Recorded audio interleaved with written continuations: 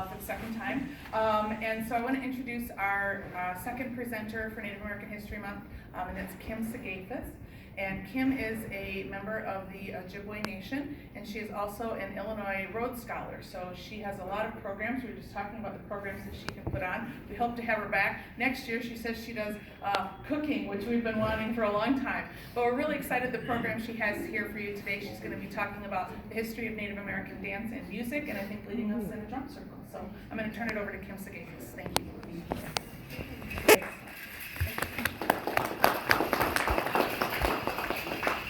I tried to sneak in here, but I don't think it worked. You probably heard me. Wabuzu, that means welcome in Ojibwa. I am an Ojibwa woman from White Earth Reservation. My family is from White Earth. That's up in the northwest corner of Minnesota. It's about an hour east of Fargo. Has anyone ever been up that far? One brave person and another, okay? Much colder than it is here, believe it or not. But anyway, my family's from White Earth. My grandfather was born and raised on the reservation. My father died when I was a year old, so I moved into the inner city of Minneapolis, where I grew up Irish Catholic. My mother was not Native. So I knew I was Native, but I didn't know a whole lot about it. And it wasn't until I started to have children, one of them sitting over here, Michael, that I decided it would be a really good idea to investigate that side of my family. And so I was able to track them down. We had lost touch. And I was able to track them down.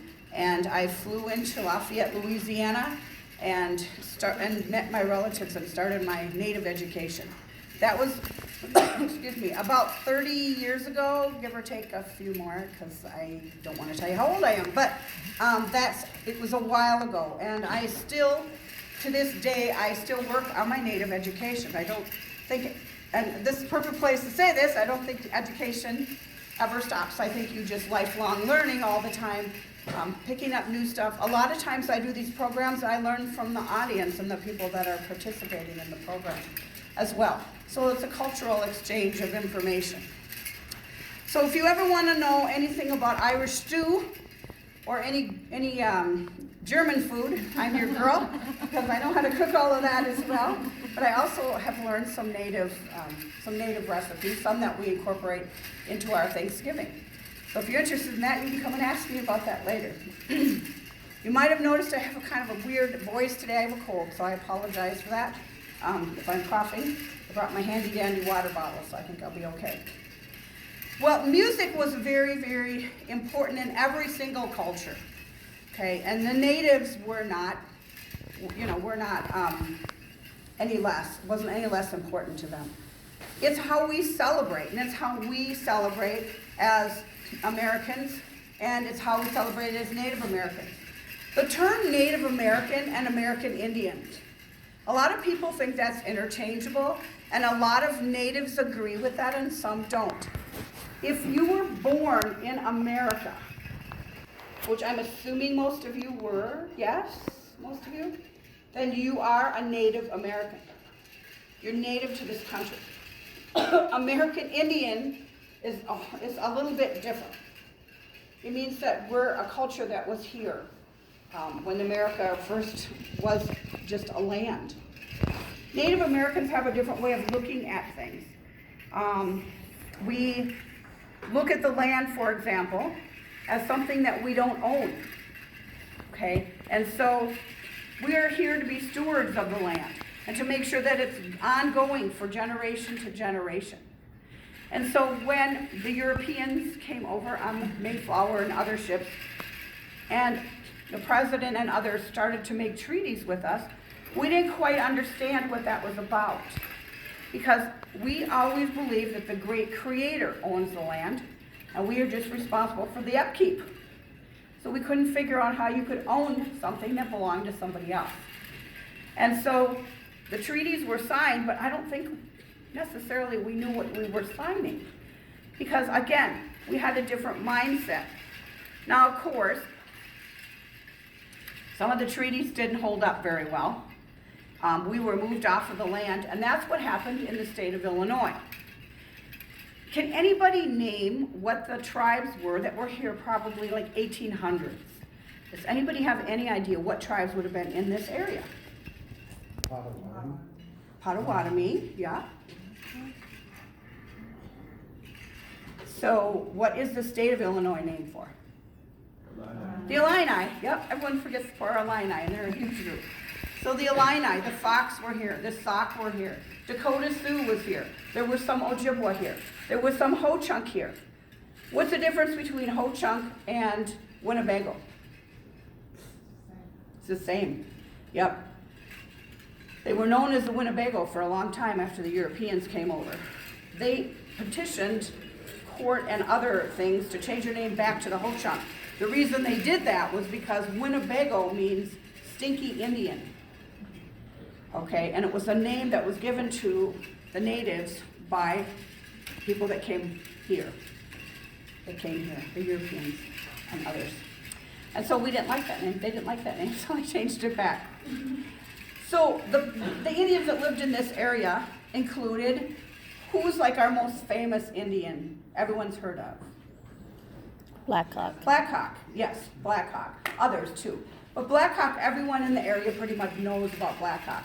He was a chief, and he lived in the area, and he was friends and not so friends with other tribes that were also in the area. You know, the Native Americans used to have a summer place where they would have a place they would be in the summer near the water. So they would be by Lake Michigan or any kind of river. And in the winter they moved inward because nobody ever wanted to live by the water in the winter. And what happened to Black Hawk is that he moved from his summer home, basically, to his winter home, and then he decided to come back because they go back and forth. They were nomadic. They went back and forth to the same camps. And when he got back in the spring to his summer home, there was Europeans living there. And so he didn't understand that. Again, it all has to do with the mentality at that time where they did not understand how people could just move in where someone else was living. So how many people ever go somewhere for the winter time? Like maybe you go to Florida or maybe you go on vacation somewhere. So how would you like to come back and there's people living in your house? Okay, so it didn't work out well for him. And it didn't end well for Black Hawk either. But the woodland Indians that lived here, they did go back and forth in the summer and in the fall. They planted gardens in the spring. They had celebrations throughout the year, just like we do. And so their celebrations included naming ceremonies and harvest ceremonies. And so it was a big deal. And music was a huge part of their life. And so I have brought with me today some instruments, and we are actually going to get up in a few minutes, and we are going to get into a powwow circle, if I can talk you into it, I hope. But I'm going to talk with you a little bit about the instruments that are on my table.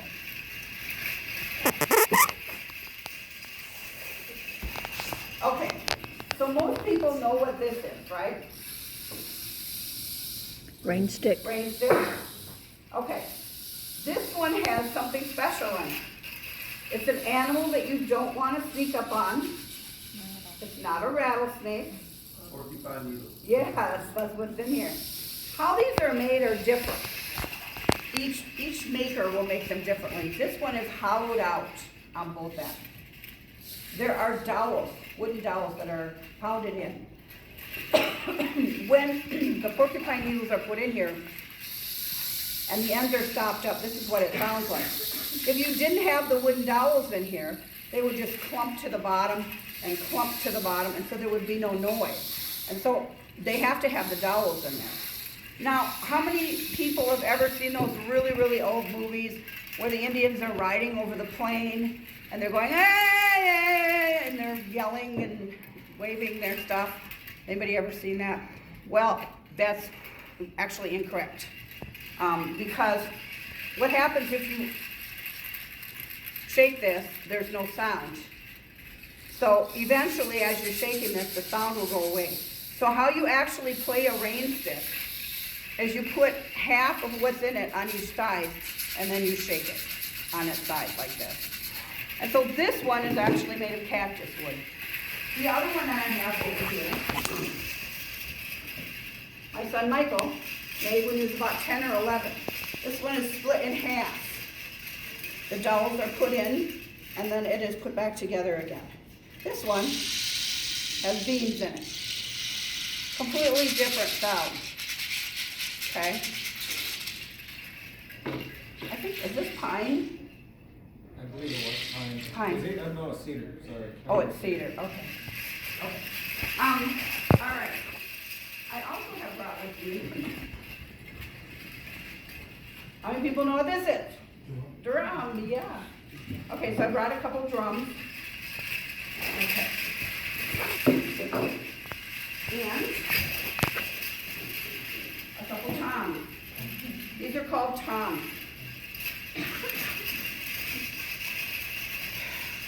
They sound different on each side. It just sounds different no matter which one you're playing. So everyone knows what drums look like. Okay, and then I have my own drum. Women were allowed to play drums. However, they are not allowed to play the big powwow drum. They are only allowed to play the hand drum. It's very rare to see a woman playing a powwow drum. So this is mine. This is one of my drums here. It's like this. And this is the back. If anybody's interested in how it's put together, kind of. Okay. And this is my tom. Now, the interesting thing about a drum is it is considered a female instrument because it represents Mother Earth. And Mother Earth is a woman.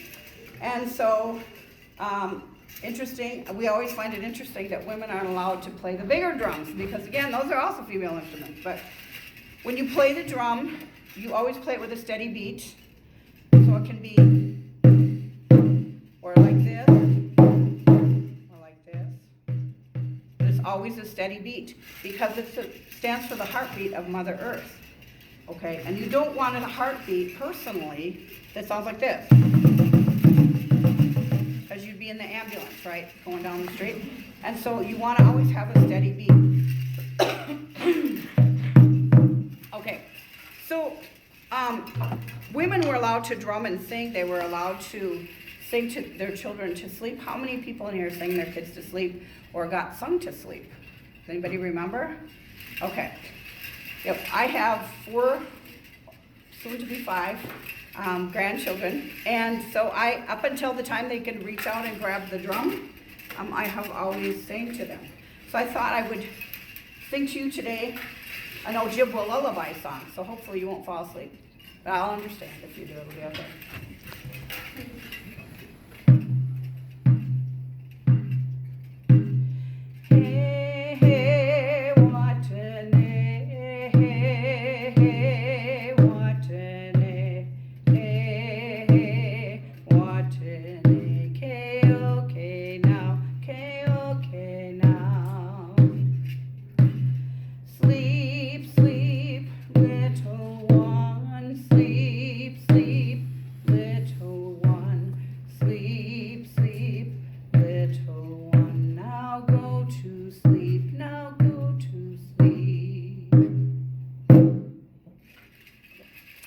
That's just one of the ways that drums were used, but women used drums. They also used them for other naming ceremonies and other things. When children are born, they're not named right away. They wait for months up to a year or 2 before they actually are given a name. And the reason that happens is because they want to see what kind of personality that they're going to have. And that's how then they're aptly named.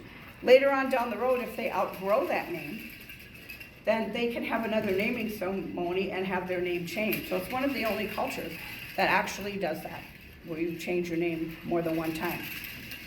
A little bit about this noisy outfit that I have on. This is a dance that is, every tribe has this dress and does this dance.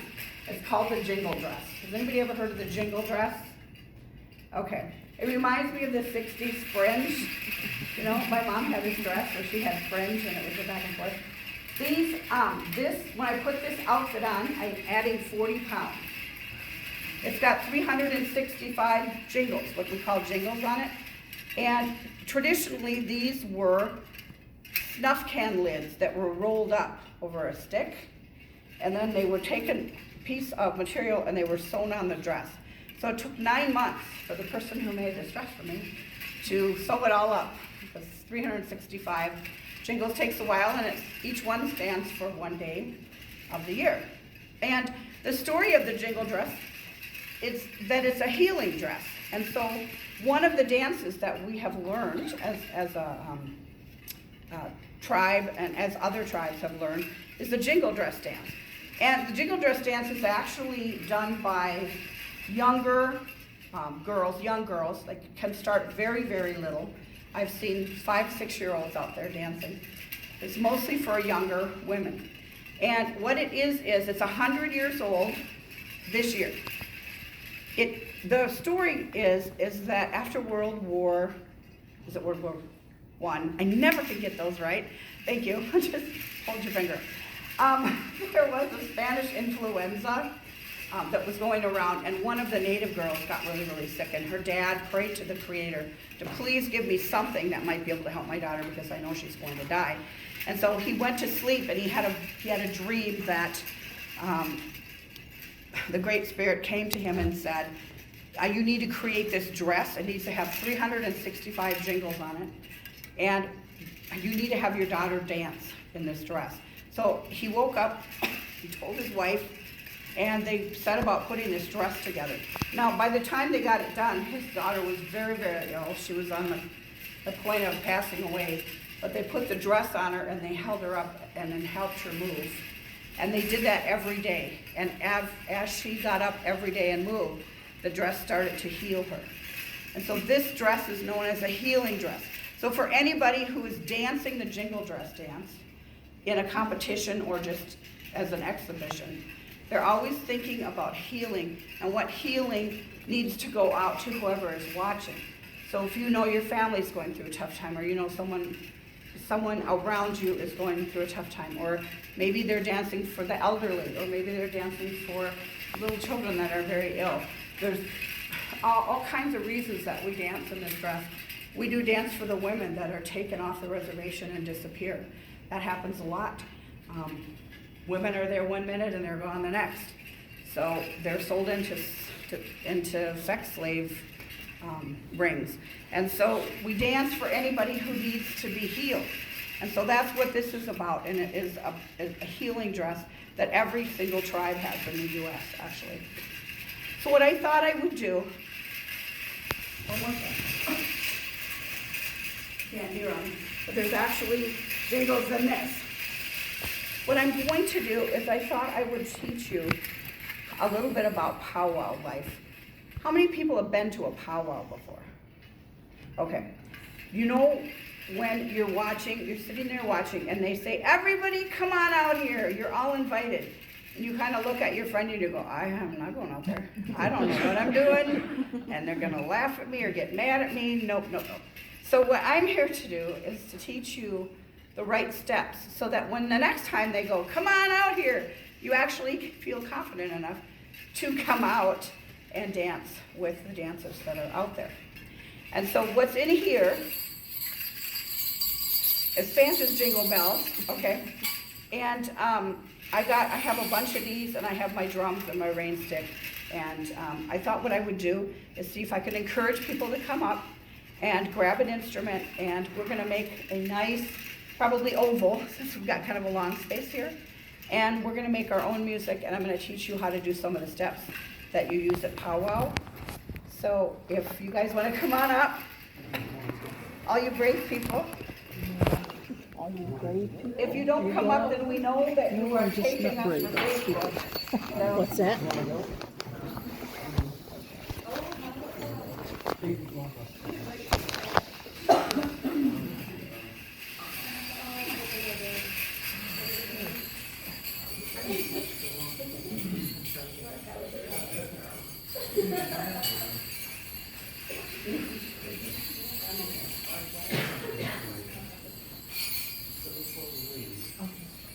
all right, so back to circle up, so we're all in. Go in the circle. Make sure you grab an instrument so you're making some noise. You want to join the circle once more or not? Okay. I didn't want to force you. I didn't want to force you. Does anybody else want to come up? Okay. We help with our music, so please take a jingle. You can sit right where you are and play it, okay? Sorry, for Oh, dude.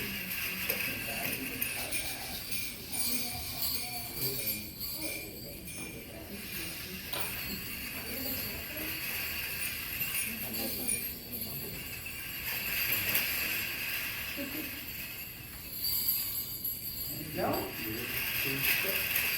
You guys were hoping I wasn't gonna see ya. I know how these work back here. That's why people sit in the back, right? Yeah. There you go. All right, everyone should have one. Okay, so what we're gonna do is we are going to think about we're gonna get a beat going with the drum. As we're moving and making noise with our instruments, we are going to think about people in our life, it is Thanksgiving time, who might need a little prayer and who might need a little healing. It can be ourselves, it can be somebody in the room, it can be somebody hundreds of miles away. So what you want to do is, this is kind of a prayer that you're sending out to people, okay? All right, so what we're going to do is I'm going to start the drums, we're going to get a beat going, and then we're going to add the rain sticks, and then we're going to add the jingle, okay? All right, so, you ready? Okay, add the rain stick. Okay, add the jingle. Okay, now, I'm gonna move and you can watch me until I get over there by her. And then we're all gonna move. We're gonna side step first. We're gonna go. Okay, so we're going this way.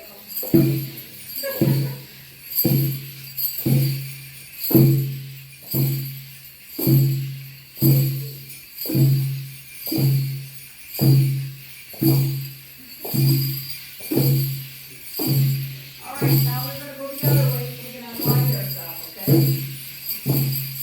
Don't forget dizzy and fall over.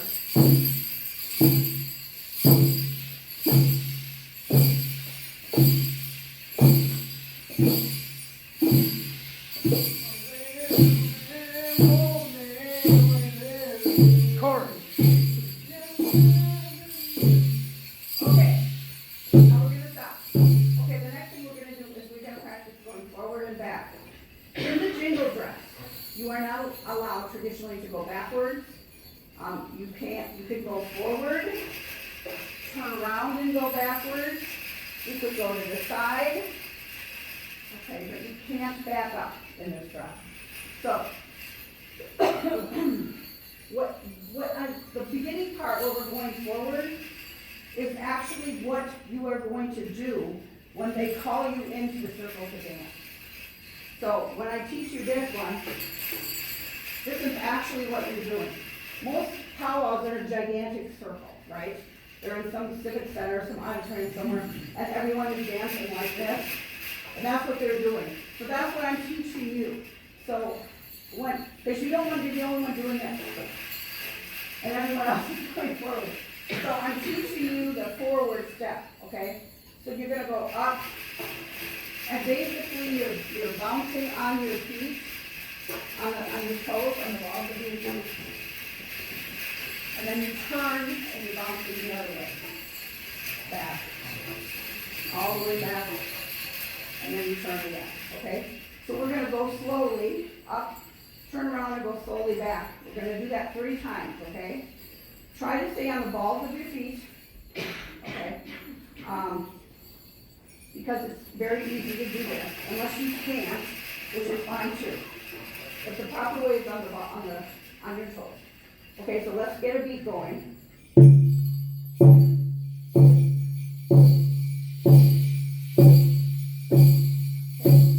Let's start with our right foot. 1, 2, ready, go.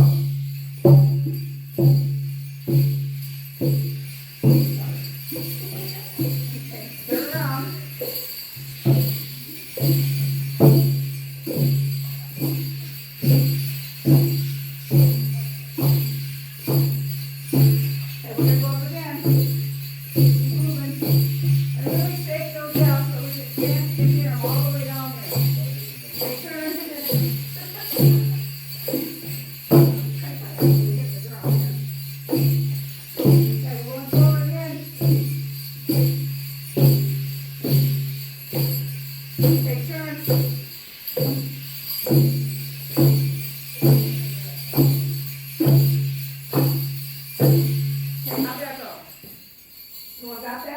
here's what we're gonna do now. You're gonna start with a side step, go around, and we're gonna go around the other way, and we're gonna go forward, and we're gonna go back. Okay? That's a complete, you've done a complete dance. Okay? Are you ready? So we're going to the left. Everyone know where their left hand is, right? You're going to the left? Some of you, it will be your other left. I don't know how you're looking at it. Okay, we're going this way. So just follow me. Okay, let's get our feet back. We're gonna move a little quicker. And we're gonna go side step with our left foot. 1, 2, ready, move.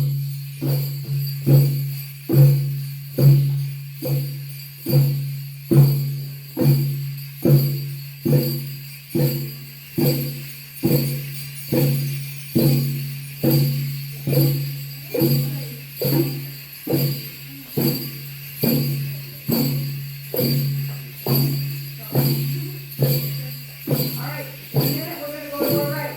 1, 2, ready, flip.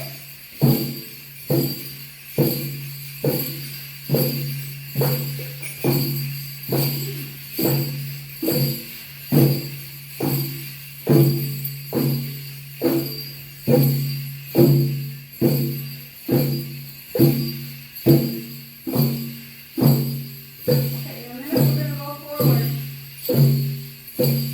1, 2, ready, move forward, right foot. Okay, turn around. Turn around again.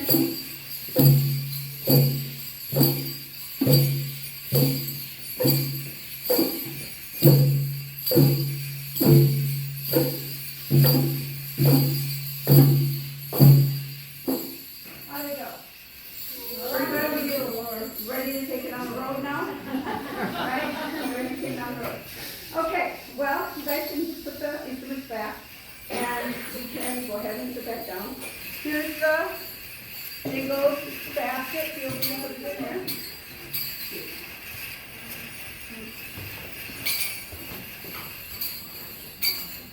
One.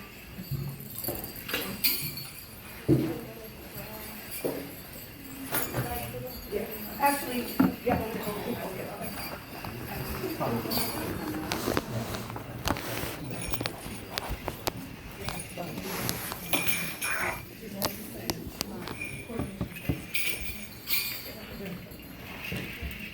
Does anybody have any questions about what we just went through and did? None at all? No questions? Okay, all right, good. Then we will keep moving. I am actually gonna call my son up here, Michael, who is gonna talk to you a little bit about the native flute.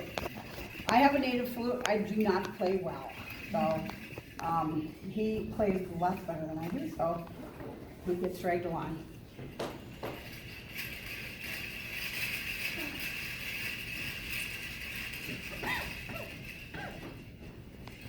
Okay.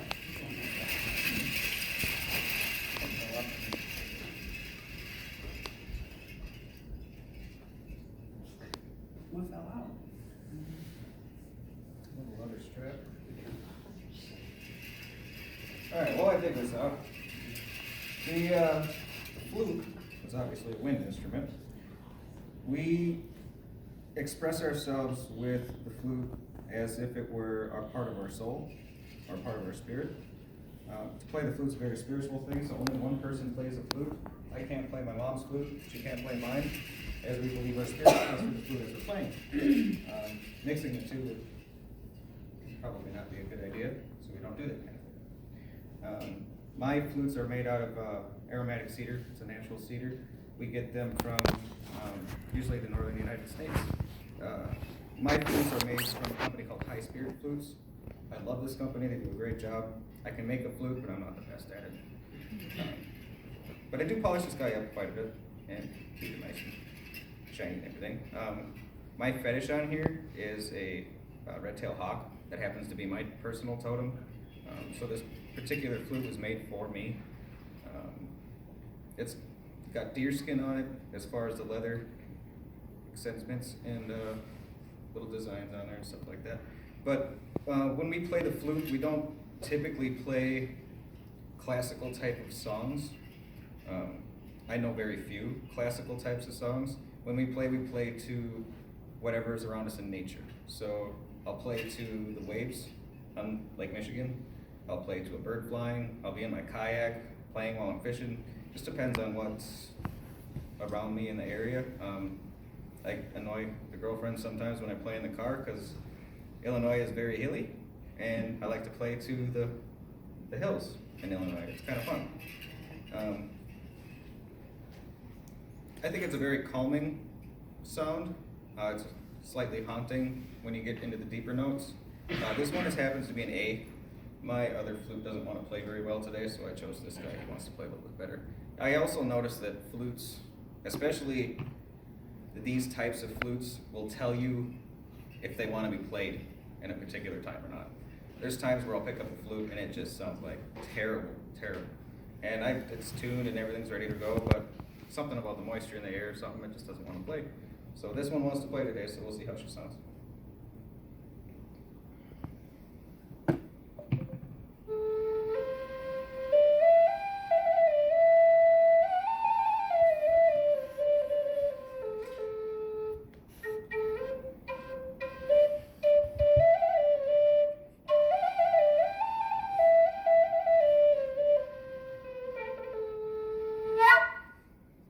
So that's kind of what that guy sounds like.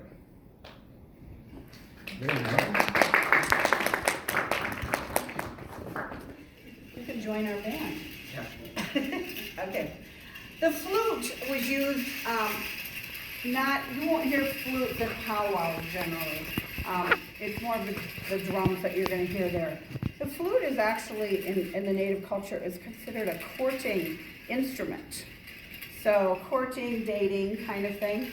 And as a young man, you would have looked over your village and been walking along and saw a girl who would have caught your eye. And you would have started to court her. And part of that would have been that after supper, after the last meal of the day, there was a fire that was burning outside. And you would have sat down outside by the fire and played your native flute. If the girl liked you,